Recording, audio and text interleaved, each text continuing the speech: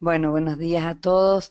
Mi nombre es Silvia de Rufino de la Municipalidad de San Francisco.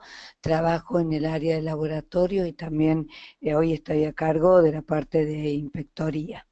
Bueno, en el año 2000 empezamos a trabajar con las panaderías, no solo en lo edilicio, en los controles edilicios que hacíamos para ver en qué condiciones se encontraban y si estaban habilitados.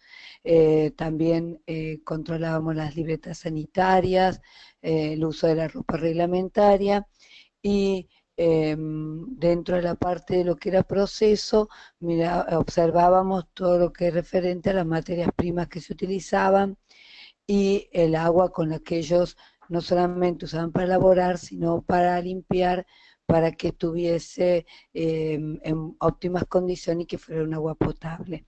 Dentro de todos estos requisitos, controlábamos la existencia de bromato de potasio porque ya se estaba trabajando con la normativa en donde se debía prohibir la utilización de este producto.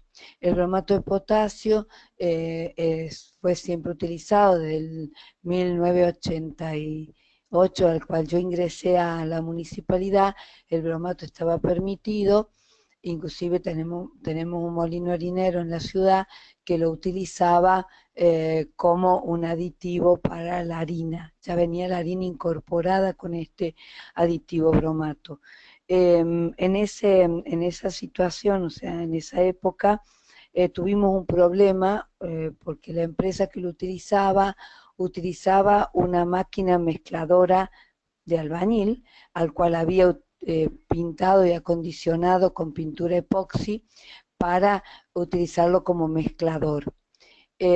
Allí en una oportunidad, en el momento de que ellos preparaban la mezcla con el aditivo para agregárselo a la harina, este bromato tocó en contacto con el material de la máquina porque había saltado esa pintura epoxi que lo revestía y tomó altísima temperatura y bueno, hubo realmente una evacuación por problemas de que produjo un incendio. Si bien no fue grande, pero esto lo que produjo la reacción química que utilizó, que fue producida por el bromato en contacto con el material de la máquina mezcladora. O sea que hasta qué punto era peligrosa la utilización del bromato y que nadie lo había tenido en cuenta.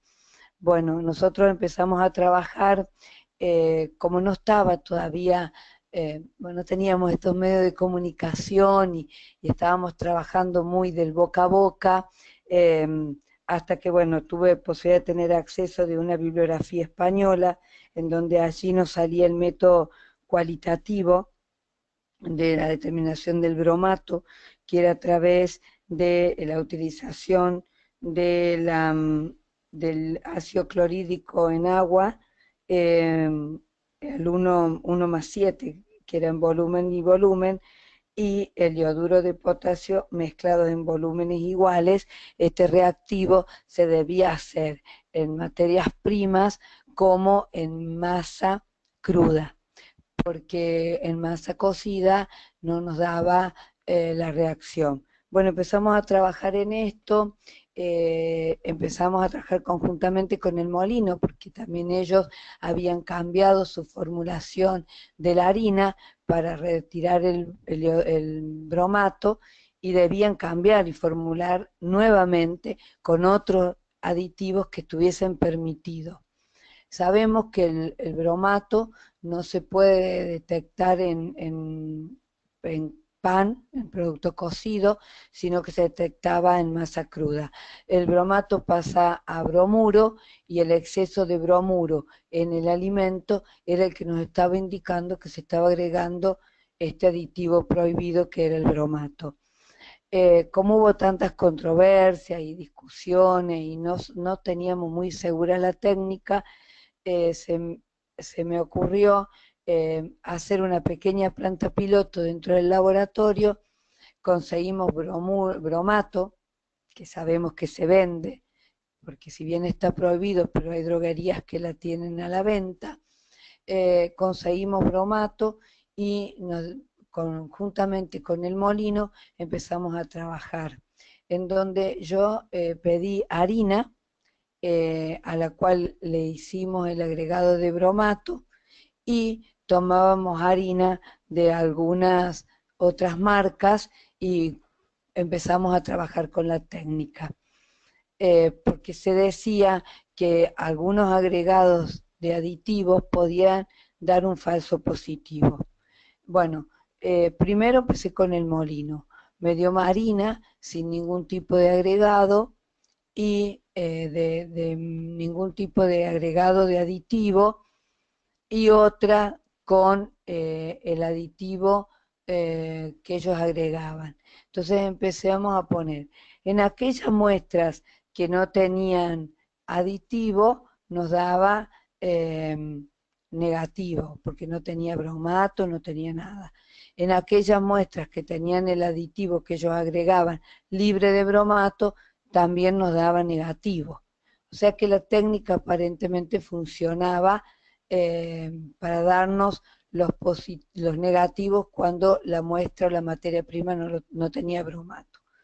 Pero luego empecé a trabajar con la harina, agregando bromato en distintos porcentajes, y pude detectar que en muy pequeñitos porcentajes la mezcla no me daba, pero cuando ya se agregaba en más porcentaje el bromato, eh, la técnica me daba positiva.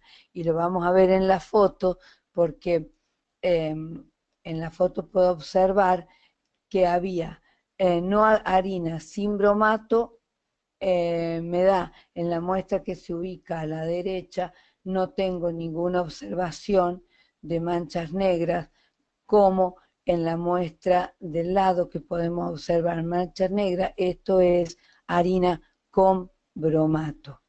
Se veía perfectamente bien, y después lo empezamos a trabajar en los aditivos que los panaderos compraban, que supuestamente no tenían bromato, y con la técnica venían al laboratorio y nosotros la hacíamos a la técnica para que ellos observaran que realmente ese aditivo, materia prima o ingrediente, estaba con bromato positivo. Y así trabajamos con Municipalidad de Córdoba, consultando, o con otros municipios, otras provincias que venían los aditivos e ingresaban a la ciudad. Esto nos llevó a luego a trabajar con la masa cruda. Entonces nos acercábamos a las panaderías 3 de la mañana o 4 de la mañana cuando ellos estaban elaborando, tomábamos muestras, analizábamos con la técnica cualitativa, porque a nosotros nos interesaba saber si había o no había, no cuánto, sino que si tenía o no, y así pudimos ir viendo que con la cantidad de bromato que ellos agregaban a la materia prima, les daba positivo. Ese poquito que nosotros podíamos observar que no nos daba positiva la técnica, a ellos no les servía ese agregado, porque no les daba no tenía la función que debía tener. Por eso debían agregarle más, y es donde ahí ya era detectable. Luego la provincia de Córdoba lanzó el programa Pan sin bromato, y pudimos observar que la técnica que ellos utilizaban era la que veníamos utilizando nosotros, que era la correcta, y cuando había positivo con este reactivo, era porque realmente se había agregado bromato.